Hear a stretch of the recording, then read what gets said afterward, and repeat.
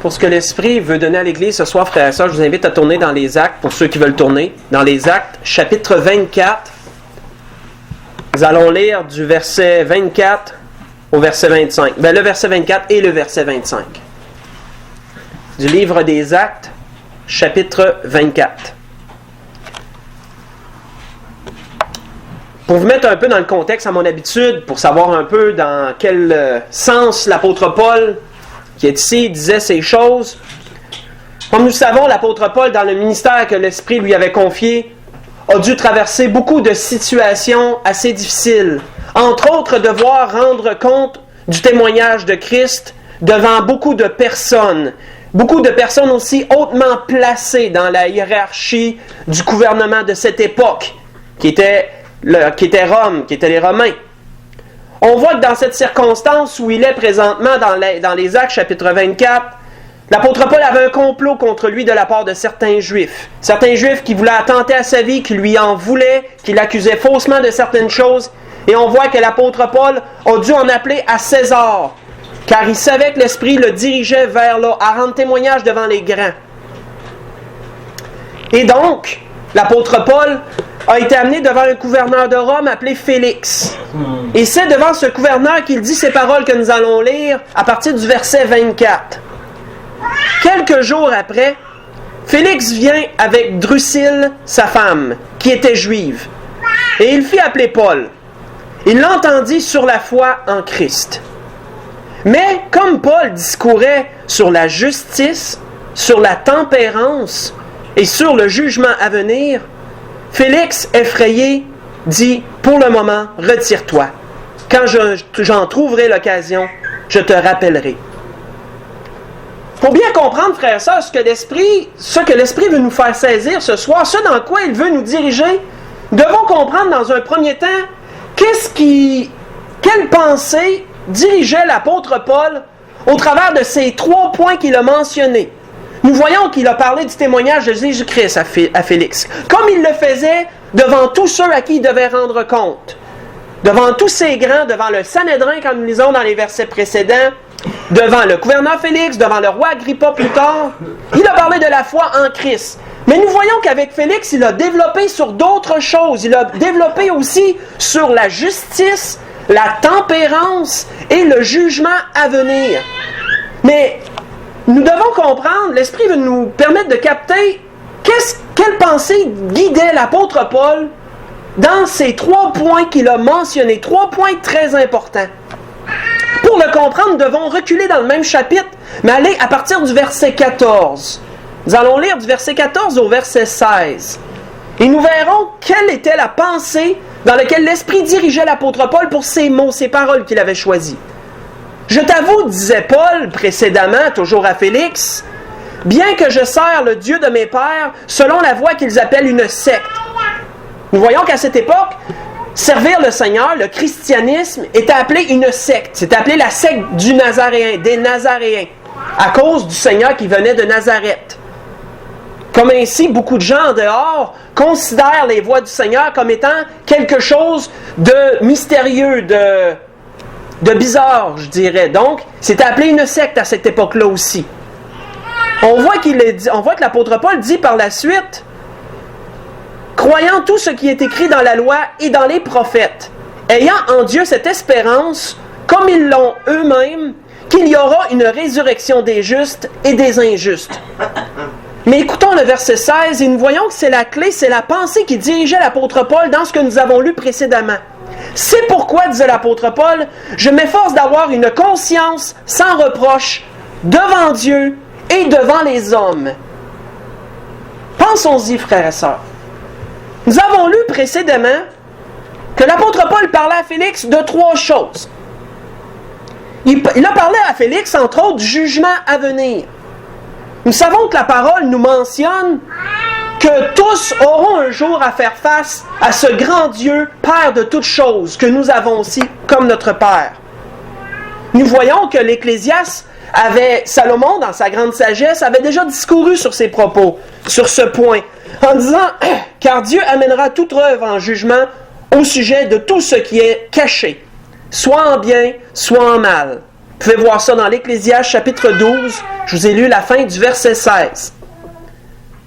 Nous voyons que l'apôtre Paul était bien conscient de ce premier point, qui devait avoir une conscience sans reproche devant Dieu à cause de ce qu'il a dit au verset 25 plus bas, du jugement à venir. Nous voyons d'ailleurs qu'il disait lui-même ceci, à propos, pour les Corinthiens, il disait lui-même ceci. C'est pour cela aussi que nous nous efforçons de lui être agréables, soit que nous demeurions dans ce corps, soit que nous le quittions. Car il nous faut tous comparaître devant le tribunal de Christ, afin que chacun reçoive selon le bien ou le mal qu'il aura fait, étant dans son corps. Vous pouvez voir ça dans 2 Corinthiens, chapitre 5, je vous ai lu le verset 9 et le verset 10. Donc nous voyons la pensée dans laquelle l'Esprit dirigeait l'apôtre Paul, qui devait toujours garder une conscience sans reproche devant Dieu et devant les hommes. Mais pourquoi devant Dieu, premièrement? À cause du jugement à venir. À cause que l'apôtre Paul savait lui-même qu'il aurait un jour à faire face à ce grand Dieu. Et que parce qu'il avait pris comme sauveur et Seigneur notre Seigneur Jésus, comme nous l'avons fait, c'est qu'il n'aurait pas à comparaître devant Dieu au jugement dernier, mais quand même comparaître devant Jésus-Christ à son tribunal à lui, où nous recevrons, comme l'apôtre Paul le disait aux Corinthiens, tout le bien et le mal que nous aurons fait étant dans ce corps. Mais nous voyons que la pensée dans laquelle l'Esprit dirigeait l'apôtre Paul allait aussi dans un autre sens. Qu'il devait s'efforcer d'avoir une conscience sans reproche devant les hommes. Nous voyons que l'apôtre Paul en parlait ça aussi aux Corinthiens. Il leur disait, car nous recherchons ce qui est bien, non seulement devant le Seigneur, mais aussi devant les hommes. 2 Corinthiens 8, verset 21. C'est pourquoi, frères et sœurs, qu'ici-bas, il nous disait au verset 25 qu'il a discouru sur la justice que nous devons avoir devant les hommes, devant tous ceux qui nous regardent. Nous voyons que l'auteur d'Hébreux nous disait qu'il y a une grande nuée de témoins. Nous sommes environnés d'une grande nuée de témoins, disait-il. Il disait, c'est pourquoi nous devons rejeter tout fardeau, tout ce que Satan veut nous mettre sur le dos, tout ce par quoi il veut nous lier. Nous devons rejeter toutes ces choses et le péché qui nous enveloppe si facilement, disait l'auteur d'Hébreux dans Hébreux chapitre 12, verset 1. L'apôtre Paul était conscient qu'il y avait premièrement la justice que nous devons avoir ici-bas, d'avoir une bonne conscience devant les hommes, et qu'il y avait le jugement à venir. C'est pourquoi nous devons aussi avoir une bonne conscience devant Dieu. Mais, comment, selon l'apôtre Paul, comment est-il possible pour le chrétien d'accomplir ces deux choses, sur ces deux points? D'avoir une bonne conscience devant les hommes et d'avoir une bonne conscience devant Dieu. Parce qu'en tant qu'enfants de Dieu, nous nous retrouvons entre les deux. Nous nous retrouvons devant tous ceux qui nous entourent. Et nous nous retrouvons aussi devant Dieu et ses anges qui nous regardent, qui ont constamment les regards sur chacun d'entre nous. Nous nous retrouvons sur ces deux fronts à la fois, nous sommes entre les deux. Et donc l'apôtre Paul disait que nous devons prendre garde d'avoir une bonne conscience dans ces deux points-là. Devant ceux qui nous entourent et devant Dieu aussi. Mais comment, selon l'apôtre Paul, cela est-il possible? Nous voyons qu'il y a un mot que nous n'avons pas exploré. L'apôtre Paul a parlé de justice, il a parlé de jugement à venir, mais entre ces deux mots, il a parlé de tempérance. Il a parlé de justice, de tempérance et du jugement à venir. Selon l'apôtre Paul, frères et sœurs, la tempérance était le moyen par lequel chaque enfant de Dieu pourrait garder une bonne conscience devant son Dieu, devant son Sauveur et Seigneur, mais aussi devant les hommes qui le voient et l'entourent à tout temps de la journée, à tout moment. Nous voyons que la tempérance pour l'apôtre Paul était tellement importante qu'il l'a mentionnée dans les fruits de l'Esprit que vous voyez dans Galates 5, verset 22. Elle est mentionnée dans les fruits de l'Esprit. L'apôtre Pierre, qui était aussi un autre grand enseignant de cette époque dans l'Église primitive, a tellement reconnu lui aussi l'importance de la tempérance qu'il l'a mentionné dans les vertus chrétiennes, mentionné dans 2 Pierre 1, verset 6. La tempérance se retrouve dans les deux, dans les fruits de l'esprit et les vertus chrétiennes. Et donc, c'est un mot sur lequel l'Esprit veut nous attarder ce soir, prendre le temps de vraiment comprendre la tempérance. Parce que c'est une arme, c'est une façon de fonctionner, frères et sœurs. Et c'est par elle que nous pourrons accomplir ce que l'apôtre Paul disait à Félix, qu'il s'efforçait lui-même d'avoir une bonne conscience devant Dieu et devant les hommes. Nous voyons que selon le dictionnaire, la tempérance se dit comme suit dans une première description, il y en a deux. Modération dans l'usage des aliments, des boissons alcoolisées. C'est la définition la plus populaire de la tempérance. Dans un premier temps, associée à tout ce qui rentre dans le corps, à tout ce qu'on peut ingérer. Nous voyons que l'apôtre Paul était conscient que sur ce point-là, lui-même se donnait une discipline. L'apôtre Paul était un homme extrêmement discipliné en toutes choses. Et voici ce qu'il nous disait à propos de sa discipline personnelle. Tout m'est permis, mais tout n'est pas utile. Tout m'est permis, mais je ne me laisserai pas asservir par quoi que ce soit. Asservir veut dire devenir serviteur de. Donc si l'apôtre Paul se considérait de devenir serviteur de quelque chose, c'est qu'il devenait comme un peu esclave de quelque chose. Il était obligé de servir cette chose-là en question, d'aller vers cette chose-là. Et l'apôtre Paul lui rejetait tout lien. Il rejetait tout fardeau.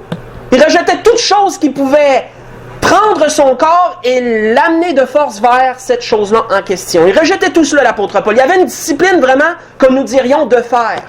Et c'est ce qui c'est ce qui transpire au travers de tous ses écrits. Il dit, les aliments sont pour le ventre, et le ventre pour les aliments. Mais Dieu détruira l'un comme l'autre. Ce que je vous ai lu, 1 Corinthiens, chapitre 6, verset 12 et le verset 13.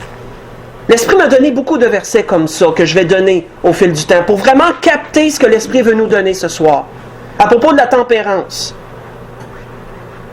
Nous voyons le temps des fêtes arriver. Comme nous le savons, c'est un temps où le mot tempérance prend tout son sens. C'est un temps où les gens considèrent les excès du manger et du boire comme étant anodin, normal. Parce que, disent-ils, c'est un temps de grande réjouissance. C'est un temps où il y a de grands festins. Et donc, à cause de ces choses, il est normal excusez le terme, de s'empiffrer un peu plus. Normal peut-être de consommer un peu.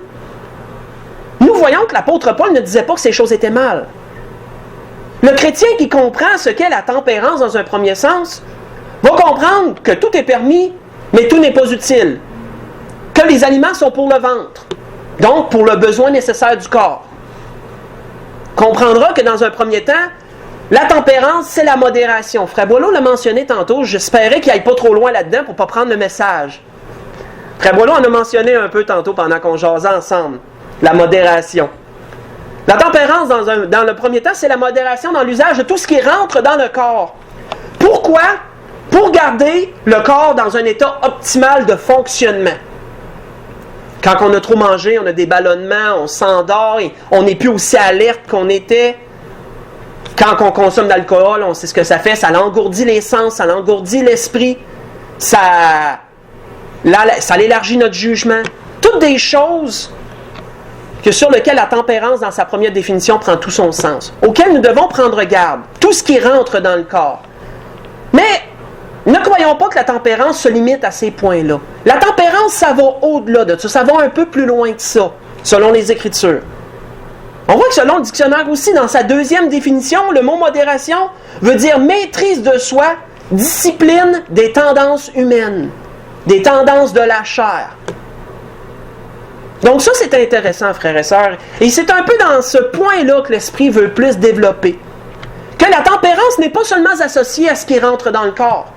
Elle est associée aussi à toutes les tendances humaines, à tout ce qui régit l'être humain dans son entité. Je vous invite à tourner dans Éphésiens, pour ceux qui veulent y tourner. Nous verrons quelques exemples que l'Esprit veut nous amener, dans lesquels l'Esprit veut nous amener. Dans l'Épître aux Éphésiens, chapitre 4, nous verrons quelque chose, quelques points que l'Esprit m'a mis à cœur d'amener ce soir.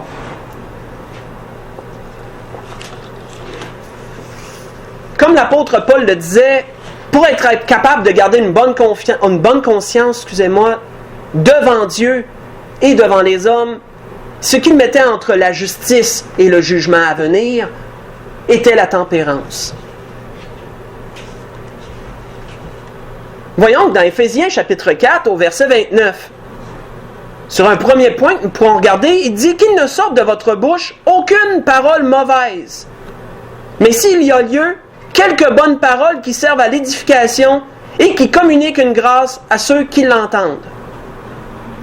Précédemment, au verset 25, toujours du même chapitre, c'est pourquoi renoncez au mensonge, que chacun de vous parle selon la vérité à son prochain, car nous sommes membres les uns des autres.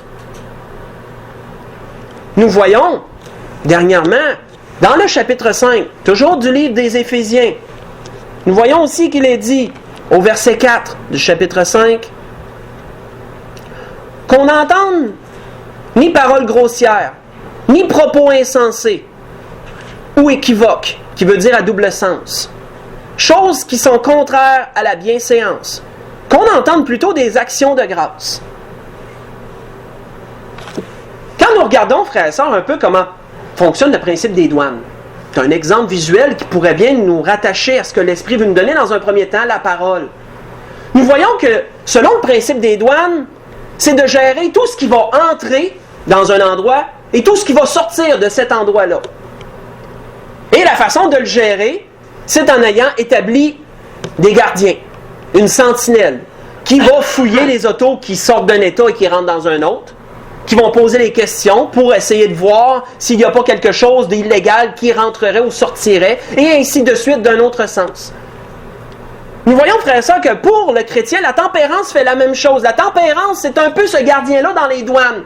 Tempérance, qui va être la maîtrise de soi, va gérer tout ce qui va entrer dans le corps. Donc, première définition de la tempérance. Mais la tempérance va gérer aussi tout ce qui sort du corps. Autrement dit, la parole. Nous voyons que le Seigneur lui-même disait, vous pourrez bien vous souvenir de cela dans les Béatitudes, que c'est pas ce qui rentre dans l'homme qui souille l'homme, c'est ce qui en sort. Et donc, nous pouvons comprendre l'importance, si nous voulons garder une bonne conscience devant Dieu et devant les hommes, premièrement, d'avoir la tempérance au travers de nos paroles, là où nous manquons le plus souvent.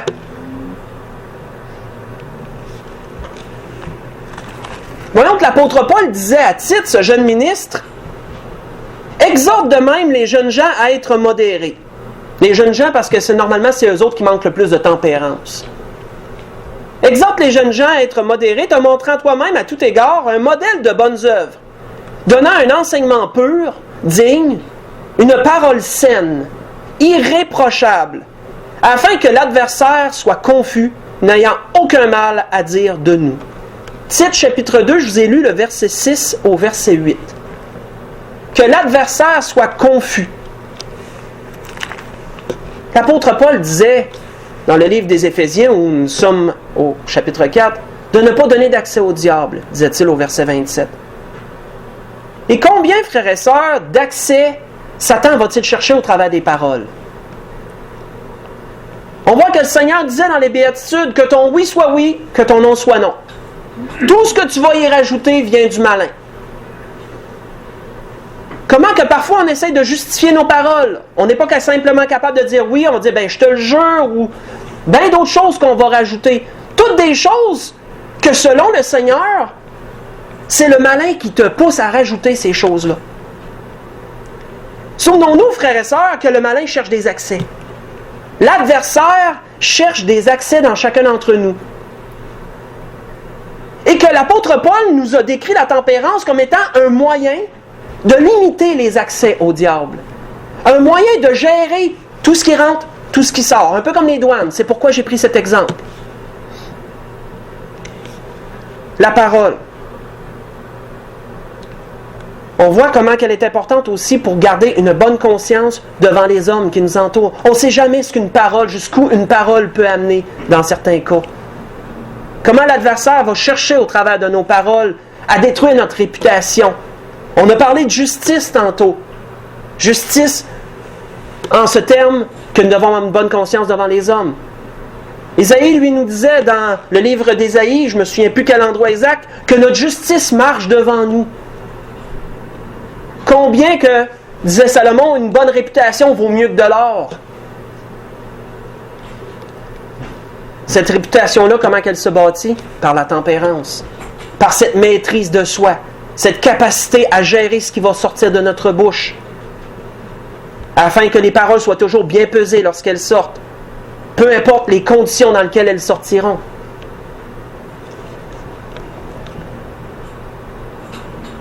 On voit que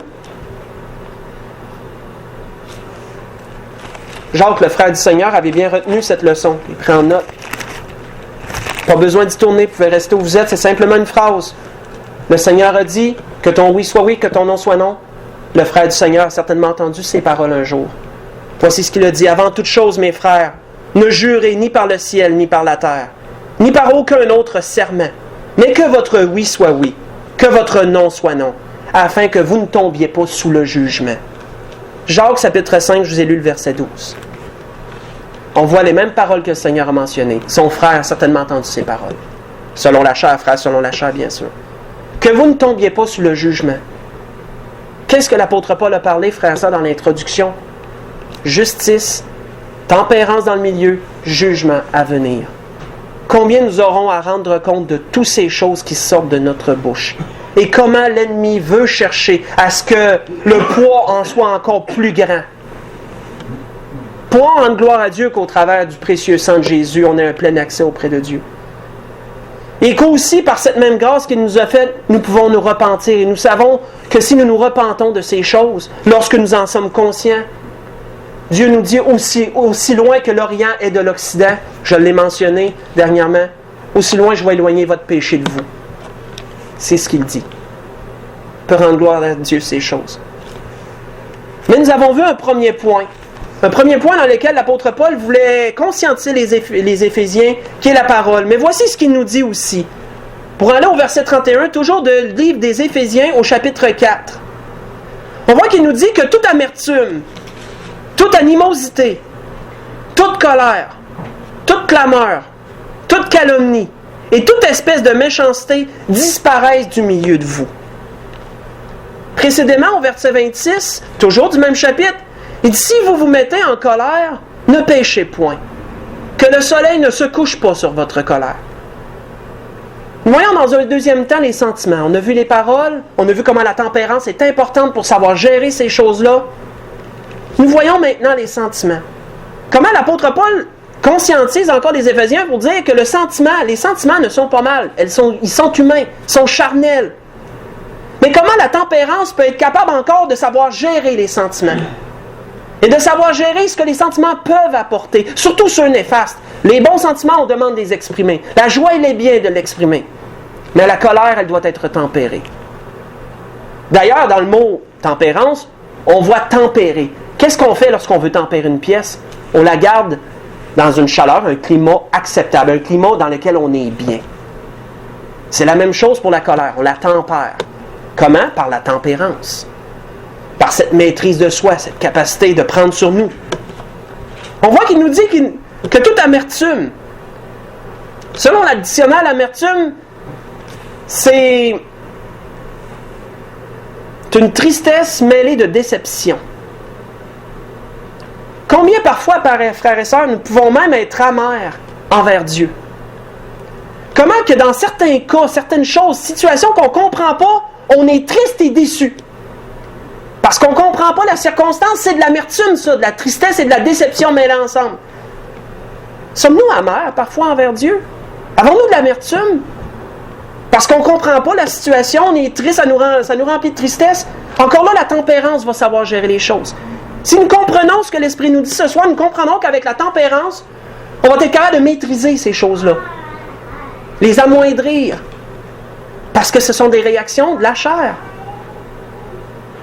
Nous voyons que l'apôtre Paul prenait la tempérance très au sérieux. C'était une chose qui était extrêmement grande pour lui. C'était une discipline chrétienne. Et nous savons que la vie chrétienne, c'est cela, frères et sœurs. C'est la discipline de la vie chrétienne. Parce que on est en deux fronts. Devant Dieu, devant les hommes.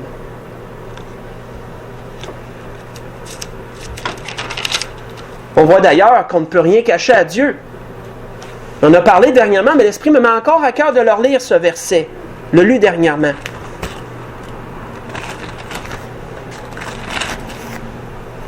On voit que l'auteur d'Hébreux nous disait ceci, car la parole de Dieu est vivante et efficace, plus tranchante qu'une épée quelconque à deux tranchants, pénétrant jusqu'à partager âme et esprit, jointure et moelle. Elle juge les sentiments et les pensées du cœur. C'est quoi ça, les sentiments et les pensées du cœur? Ce sont les émotions. Que la parole juge cela. Souvenons-nous, jugement à venir, l'apôtre Paul a dit. Conscience devant Dieu. Nulle créature n'est cachée devant lui, mais tout est nu et découvert aux yeux de celui à qui nous devons rendre compte. La tempérance. Dans un troisième temps, toujours dans le livre des Éphésiens, nous restons toujours là, on voit qu'il nous dit, chapitre 5, verset 3, que l'impudicité, ni aucune impureté, ni la cupidité ne soient pas même nommées parmi vous, ainsi qu'il convient à des saints. Il nous disait au chapitre 4, verset 28, toujours dans le même endroit, que celui qui dérobait ne dérobe plus, mais plutôt qu'il travaille, en faisant de ses mains ce qui est bien, pour avoir de quoi donner à celui qui est dans le besoin. Voyons que la tempérance aussi, frère, ça c'est au niveau des actions. On a vu les paroles, on a vu les sentiments, les émotions, nos actions.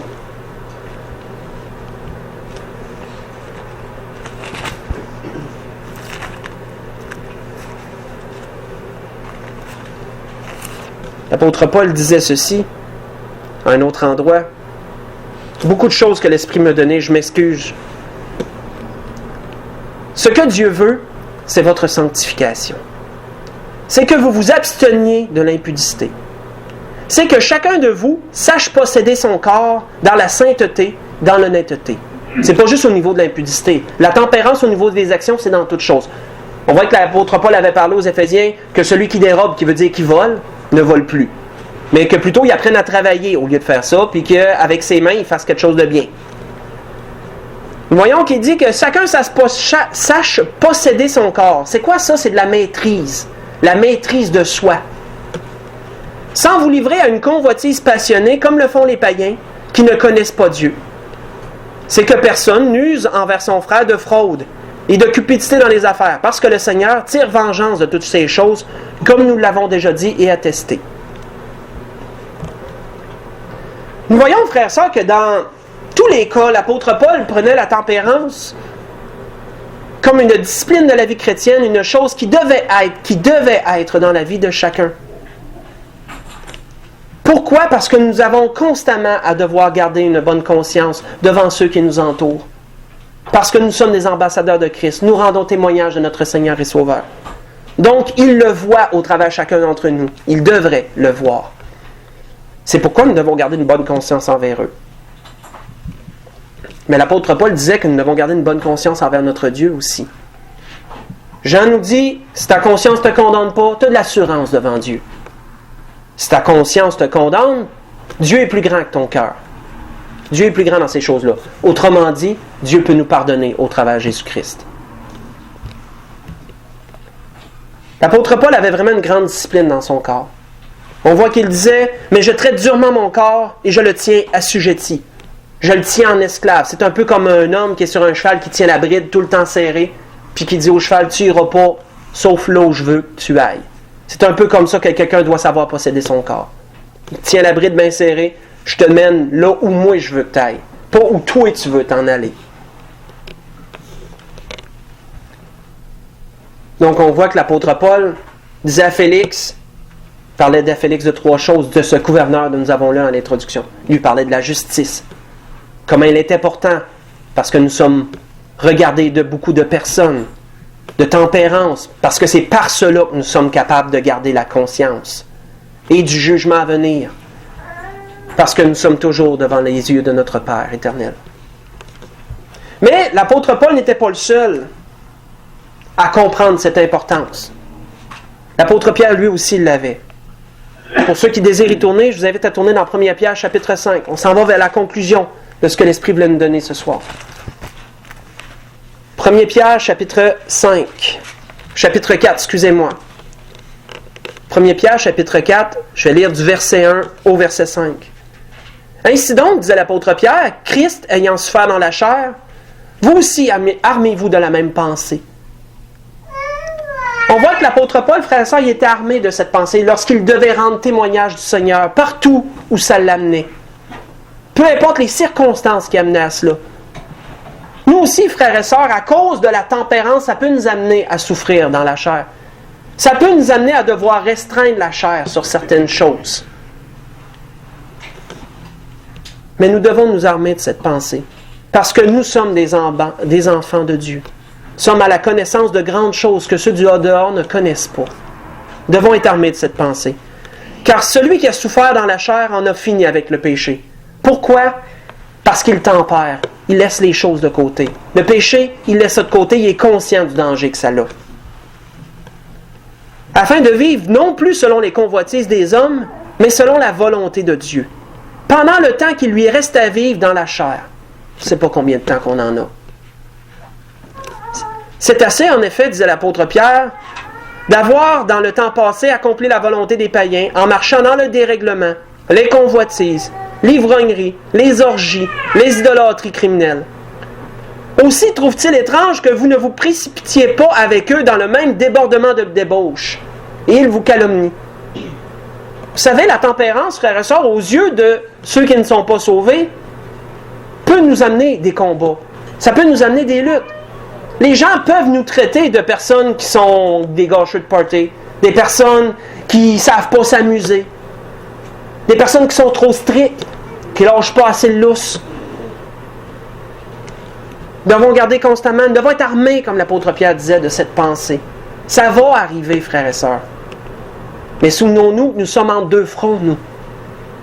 Nous devons garder une bonne conscience, et devant ceux qui nous entourent, et devant notre Père qui nous regarde constamment, devant notre Seigneur et Sauveur qui a donné sa vie pour nous. Ils rendront compte, disait l'apôtre Pierre au verset 5. Ils rendront compte, parce qu'il y a un jugement pour tous. C'est ce que disait l'auteur d'Hébreux au chapitre 9. Il est donné aux hommes de vivre une seule fois, après quoi vient le jugement. Chacun devra rendre compte. Nous, au tribunal de Christ, parce que nous sommes couverts par son sang, donc nous aurons une rétribution. Devant Christ, nous devrons rendre compte. Pour ceux qui sont perdus, au jugement dernier, devant le Père éternel, ils devront rendre compte. Tous un jour doivent rendre compte, d'une manière ou d'une autre. C'est pourquoi l'apôtre Paul disait ceci à Timothée, « La piété est utile à tout. Elle a la promesse de la vie présente et de celle qui est à venir. » C'est quoi la piété? C'est la marche chrétienne. La marche chrétienne au travers de la tempérance, c'est ce qu'on appelle la piété. Et là, la promesse de la vie présente et de celle à venir, de cette justice présentement qui doit être dans notre personne et du jugement à venir que nous évitons au travers de Jésus. Mais tout de même, passer devant le tribunal de Christ ne sera pas une partie de plaisir. Il ne faut pas le prendre à la légère pour autant.